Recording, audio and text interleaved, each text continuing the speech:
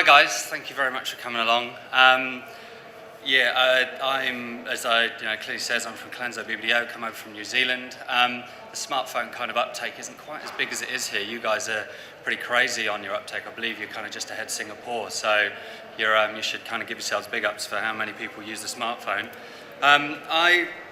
As a quick background, I've been in digital kind of design and communication since the internet kind of was born, and moved from very kind of small digital development shops through to advertising agencies.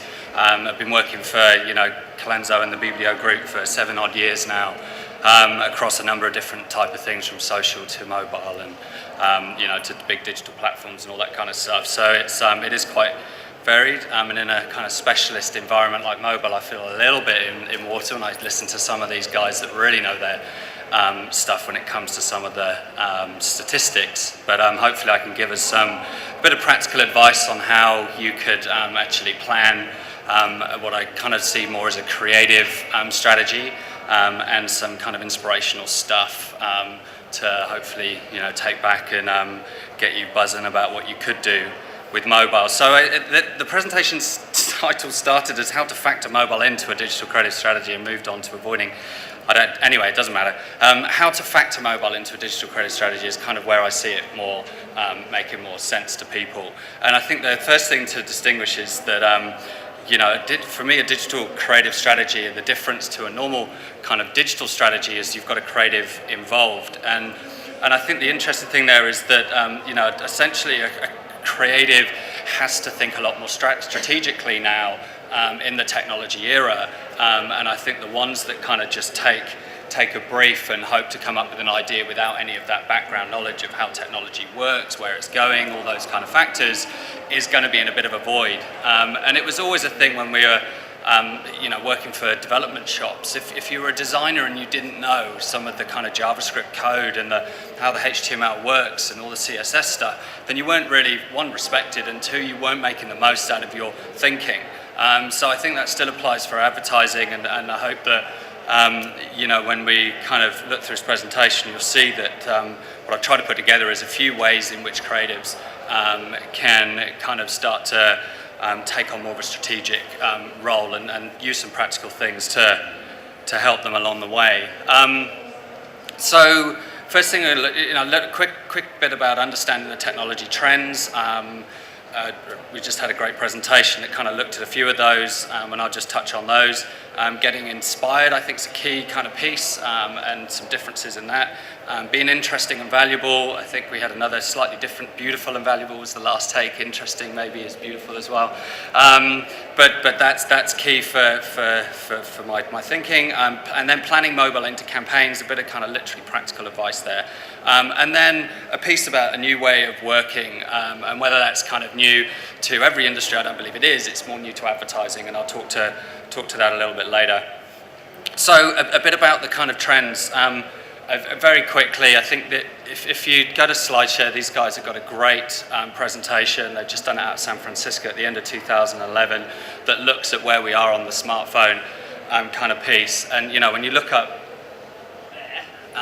that is us kind of pretty much now, and for the first time ever we outsold the PC market. So smartphones are now outselling PCs, and that's just a crazy place to be globally. And obviously that's just going to get, that's where it's predicting, and I kind of find the curves a lot easier than lots of numbers.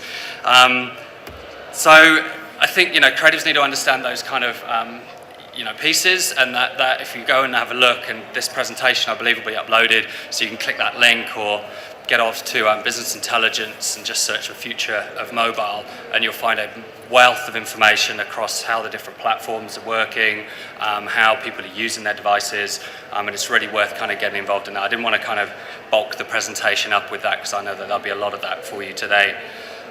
So what I do think is really important is that getting inspired in advertising. There's so many there's so many awards and there's so many of that kind of shit that means that you can just go and trail all that and look at all that stuff and go, yeah, they did a really great job. I'll do something reasonably similar, but I might use a different take on it. And what you might end up doing is not being different enough. And I think what technology allows us to do is get bloody inspired by a lot of technology advancements. And the more you get kind of interested in that stuff, the more you'll love it, and the more you'll want to create interesting stuff that will go into your campaigns and essentially make the campaigns a lot more kind of interesting. So there's one thing kind of getting inspired and getting excited about them, but I think advertising kind of sometimes steps back and feels that they don't have, I suppose, the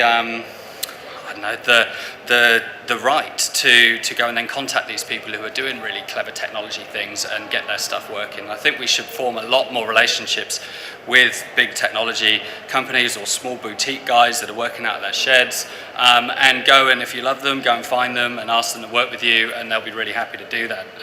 And we found that's worked for us in a few occasions. So a few things that just get me kind of pretty excited, and I think that you'll know a few of these, and I just want to kind of run past them pretty quickly. But this is the stuff that kind of gets me going. I mean, the top left, the rapid prototype printing stuff at the moment is amazing. If you start, there's a TED conference, which this is a little image from, which shows this, essentially a human kidney being printed using kind of inkjet style print heads, and then running genetic material through those print heads and printing a human kidney, which then he brings on stage, and he shows that this kidney could actually be inserted into a human and help them, and that stuff is just mind blowing. You're kind of like, really, that can't be true, but it is, and with Colenso, we've got a lot of FMCG clients, and the thinking at the moment, we did some great presentations with them around printing for food, and I know there's a lot of the big food production companies who are really kind of investigating this area and how it actually might change the way we actually cook our food. We might not cook it, we might just press a button, put a design in there, and suddenly we've got a layered, beautiful cake that only a beautiful French baker could normally cook, but we could potentially do that. So a campaign that used that technology would be bloody interesting at this point in time, and could be a great thing for us to look at. The whole kind of small copter bot things, they kind of, on one side of it you go, really, that's just a little thing that you go and see in a mall, and you kind of go, oh, that's kind of exciting but a bit irrelevant. But these things are pretty kind of amazing. The potential of what they could do is, I think, quite out there. I think I saw one flying about the other day in the conference. I think it drew the biggest crowd, shows the type of people that are here. There's one interesting thing. They're thinking about how could they use this in deforestation to monitor kind of places that you couldn't normally monitor. So you send in a load of bots that can fly out to these places and check that no kind of bad practices are being made. That's kind of quite interesting, and you're thinking, well, how could we utilize this type of technology in our campaigns and our thinking for advertising. Then there's the augmented kind of world, the kind of bug thing you're seeing down there. This is kind of done by a company called Squid Soup. They're good friends of mine, and they create these landscapes that are being virtually mapped, and as these landscapes change, the mapping changes, and these bugs crawl around this landscape. In this case, it's a sandpit. If you were to build a pile, this bug could kind of walk up it. If it's so high, it will know that it's so high, and it will then turn around.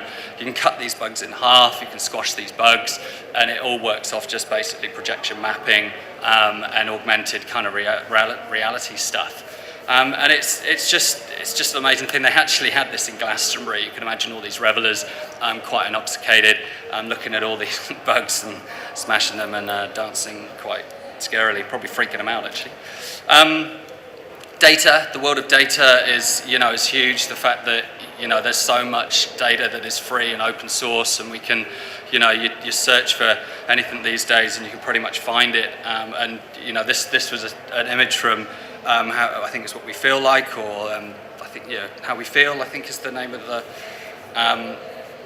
platform that was developed, I think a good 4 years ago now. These guys did this stuff, and this basically just scraped the internet and gave us an impression of how people were feeling at certain times, and the red dots mean happiness, the blue dots mean this, that, and the other. And that was just a way of taking the data and presenting it interestingly.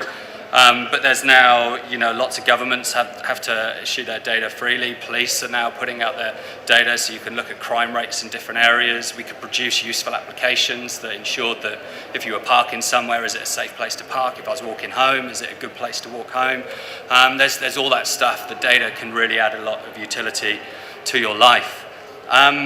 Then the bottom left, there's kind of like facial recognition or mood analysis stuff that is now enabled through webcams, and obviously through the mobile device it can happen as well. I know that the Doggerlight guy was here earlier, and we've done a kind of similar thing for Doppelganger, where it takes, literally kind of impressions of your face and then associates it to a dog that you might like, or that might look like you, and then push you into adopting that dog. But these guys are from MIT, and they look so classic MIT guys. And what essentially they're doing here is they're reading the color differences in your skin and analyzing your mood based on the color differences. So if you think of that, I was actually talking to the Nestle guy, or listened to his presentation, and he talks about happiness and health being kind of interrelated. Well, here you could actually read people's happiness and potentially their health through those differences, and create kind of platforms for them to monitor that over time. Could be quite an interesting thing for brands to look at. I know we're kind of looking at something at the moment that can form a holiday that we know you would like, by showing you different things that you might want to do on holiday and disregarding the things that you just didn't react to, and then we package that up. So that's something that we're kind of looking to do for Fiji, if you only want to travel to Fiji. This one blows my mind. This is this kind of, just think you want to go somewhere and it will take you there, which is just crazy. So he stands on this, the skateboard, and says, I want to go forward, and the skateboard goes forward. He puts his, they're looking at different frequencies in the brain, and controlling where you actually might go. I think there's also a bike that you can control that will drive left and right based on if you're thinking to go left and right. And you're just going, wow, how's this kind of, and I think one thing where I'm not kind of saying is you need to know everything about all these technologies. I think what you kind of need to do is be inspired about it, know about it when you're trying to come up with ways to, add value and interest to campaigns, and then delve into them like crazy, and contact the people, and really kind of, get excited with them and explore what they can do for your brand. So once you're inspired, and you kind of want to, you want to create something, then you kind of need I think adding a couple of values around what you actually create is a good way to start. So, I think beautiful and valuable is cool as well, but interesting and valuable is probably where my head's at the moment. And I think you can be one without the other, but I think if you're both, you're more long term, you're more permanent to someone's world and existence, really. So, interesting will be great to get good spikes in your campaigns, and you'll suddenly go, wow, I can't believe they did that. They allowed you to remote control a crane with a mobile, and it dropped a load of strawberries on something. You're like, wow, that's interesting, but why? I don't really care about it now, but maybe there's some value that you add into that campaign that then is a second part to it, and I don't know, I have to make something up now, that analyzes the protein content in the strawberries, and that's relevant to you somehow, whatever.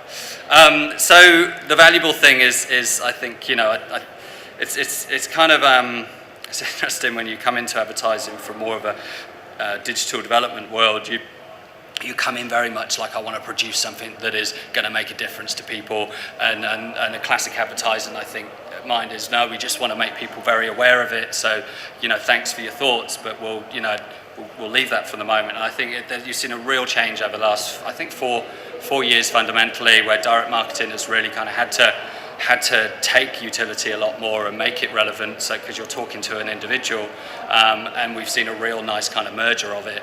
So I hope it just continues, and I think the mobile device allows us to really well, it kind of enforces us to be a bit more utility, because the interest factor is really kind of, really irrelevant pretty quickly on a mobile device where you want this kind of instant gratification piece.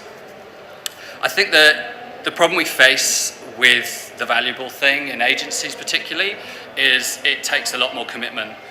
When you're a small entrepreneurial company out of the Silicon Valley and all you want to do is do this one project, you will put your heart and soul into it, and that's the only thing you've got to worry about, and you'll rock it through and make sure it kind of happens, and you'll keep it going. In an agency, it's not set up like that traditionally, and our development kind of resource is battling with the next kind of thing to do. We've got this huge project board that kind of you go, and how can we get into this guy at this point in time? Whereas again, a small kind of Silicon Valley type of company, well, that board is just one project, and that's kind of what they're focused in, and that's how they get their that's how they make their money. So it's tricky for us at the moment, I think, to the mobile. If you want it, if we need to create more utility on a mobile, we need to think about how we can ensure that we have more of a long-term commitment to what we're producing. So you've not just got to create it, you've got to integrate it into existing systems. Then you've got to do what you normally do, which is advertise the product you're creating. You've got to service that product, you've got to keep it going, you've got to advance that product, and then you probably advertise it again because it's taken you so long to do the next advancement that, and you've added some nice sweets in it that you think, right, we need to advertise that again. And then you've got to report on that piece as well, and that might just be one thing out of 5 different things that are going on in your agency. So whether an agency actually has to do all this, or whether you employ someone to do it, will be interesting for people to kind of think about. But more and more, you want to kind of own the IP of what you're creating and the kind of the way it develops. So we would suggest that you take more ownership in that development yourself. So yeah, on moving on a little bit now, we're coming into like planning mobile into campaigns, and I looking at that kind of the old model where you look more at technology companies and how they think about how a customer uses their product. At Colenso, we've kind of myself, Dan and Aaron, the 3 creative directors, really kind of like to enforce this idea of using a customer journey to explore how your ideas and how your campaigns will actually play out. So essentially, you look at breaking up a campaign into different parts. You've got the classic awareness piece, you've got the engagement piece, which will include other words like excitement and other things. Then you've got the promote, which I think is more of a kind of advocacy piece, where you find the people that really want to talk about your brand, and then ensure that they've got something to talk about. And then the final piece there, which is the purchase piece. I think what mobile does quite amazingly is has the ability to be to be this whole journey. We don't need to, and not saying we shouldn't, but we can now go, right, mobile can do the awareness, it can do the engagement, it can do the promotion, and it can do the purchase, and it could be our whole campaign if we wanted it to be. And the stats earlier show that maybe it should be, if the curve's kind of going like that, then maybe we should be looking to do a whole campaign based on mobile. It'd be quite ballsy. We haven't done it yet, so someone try it. So awareness, there's a multitude of things out there to kick your campaign off. If you've already got something in market, then the push notification is obviously a clear way to tell someone that you're doing something new in your existing platform. Then there's stuff like sound recognition. InterNow is a crazy application which allows you to listen to anything that you've got on that you're playing on your TV, and it will instantly recognize the program and then start to pull in content relevant to that program, allow you to share it with friends and all that kind of stuff. And it was always going to be, I think we presented something like this to TVNZ in New Zealand, and it just didn't take off because I think it was too focused in a single channel. Whereas these guys went, sod that, we'll just use the technology, that sound recognition technology and all the data that's available, and we'll do it without the support of a channel, and we'll just then sell it back to those guys. That's what I love about these technology guys. They seem to be able to separate themselves from their clients and find utility without having a client. And then suddenly all the clients want to jump on board. Wouldn't that be nice if advertisers could kind of do that?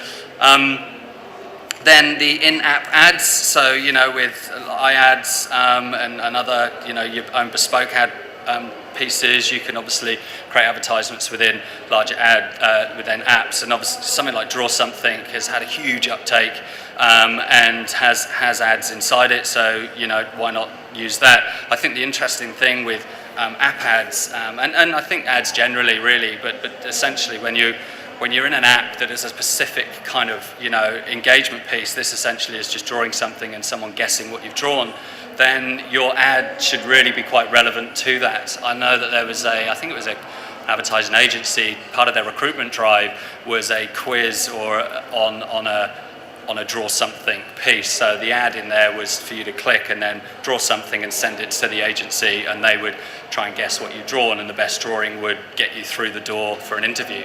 So if you make your ads relevant to the platform, then you'll get you'll get a much bigger uptake.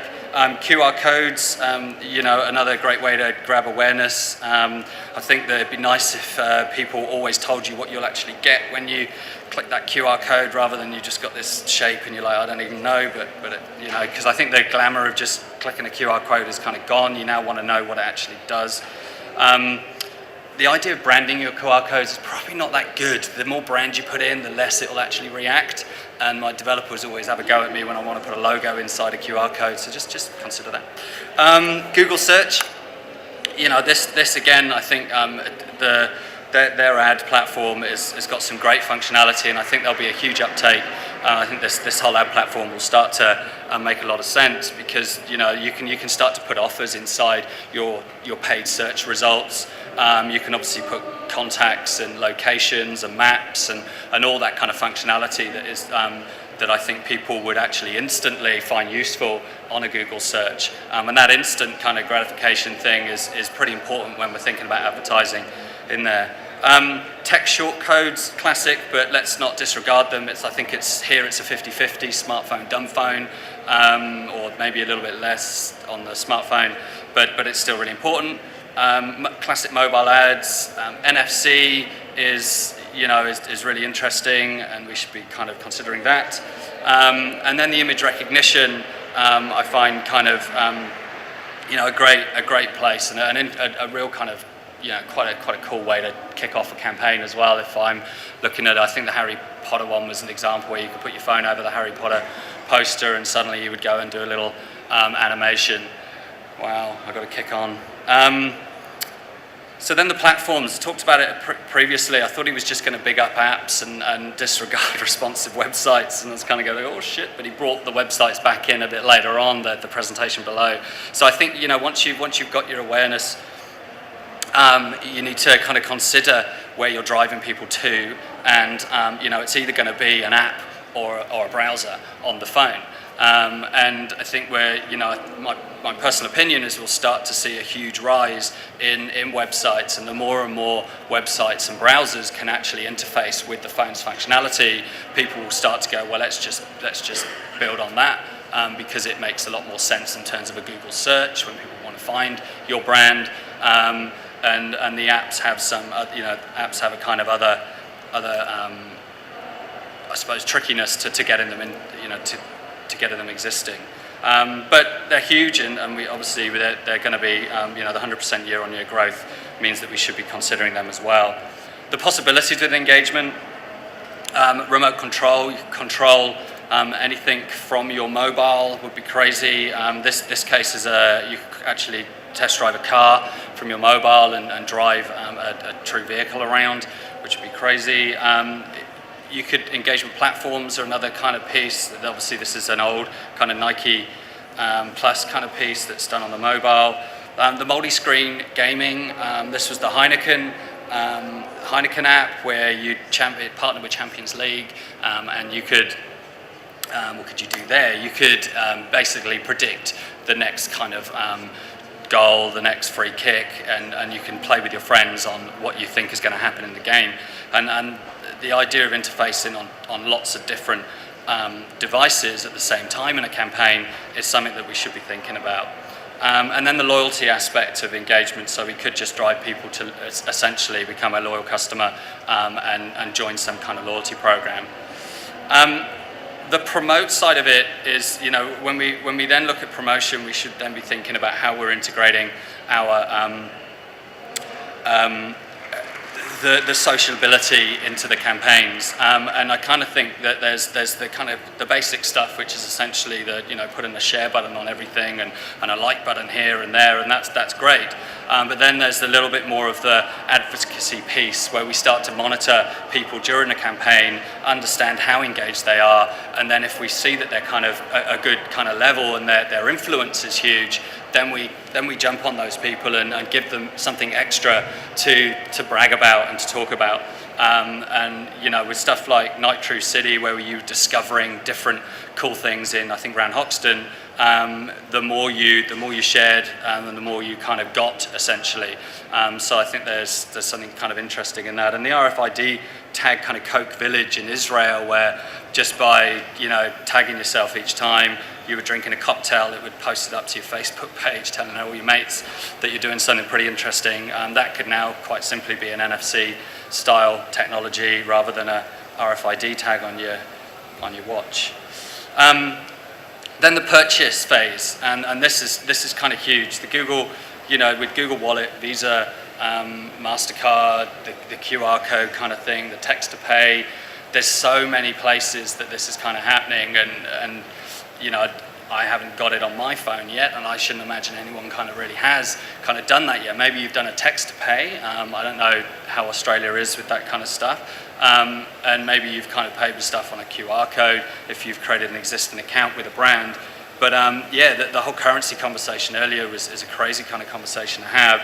And then the mobile being a functionality to just quickly purchase something means that a campaign can essentially be over in a awareness, quite cool, share that, buy that. And that's a few seconds of your investment, but you've essentially sold a product and told everyone about your product in a very short amount of time. And I think that's probably where the mobile for advertising will probably have one of the biggest effects. And clients will jump on the fact that, shit, we could sell something really quickly. So can you do that, please? Because that'd be great. And we'll need to consider that. I'm quite clearly running over time, so I'll roll just onto this view.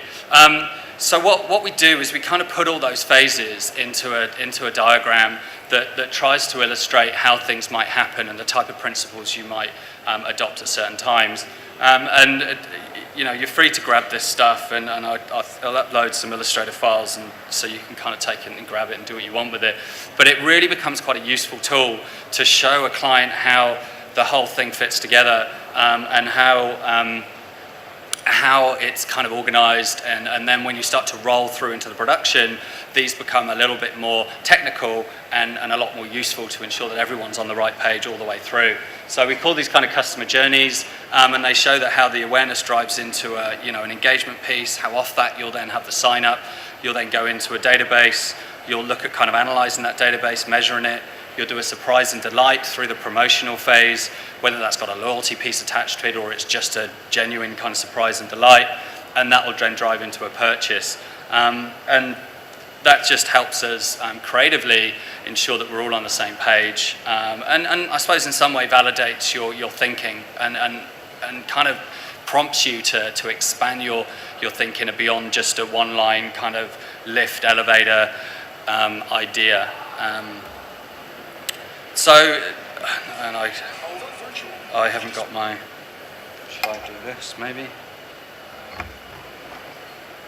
Oh, sorry. I think so. No. I've stolen the wrong thing, I think. anyway, the sound doesn't really matter, or it does. Only one thing was different. The idea, I don't know if you guys have seen this, a lot of us, the internet allows us to see everything that I want to grab and show you before I show you it. But essentially this was, a load of pictures of your shopping, but on the side of a tube in, I think, Korea or something like that. And you could purchase that product as you, on your way home, and by the time you got home, your shopping would be waiting for you. And that, I think at some point people were thinking it was a spoof. And then it kind of actually became quite real, and Tesco's were doing this. And I just think this is going to be a huge kind of area where your purchase path is just so quick that, that it's just kind of pretty exciting we need to consider. I might leave it there and just conclude, because the last piece was going to be reasonably long and talk about how we should do new working together and that kind of stuff. And I think maybe we'll leave that for another time, because I've quite clearly run out of time. So we do need to work in a new way. Find out, agile development is kind of a good way to look.